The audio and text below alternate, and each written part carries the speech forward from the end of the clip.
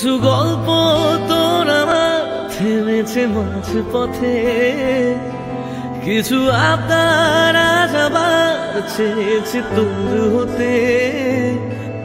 আমি চাইছি না আবার, আজ আমি চাইছি না আবার নতুন করে তোর হতে। আর আমি চাইছি না আবার তোর কাছে ফিরে যেতে।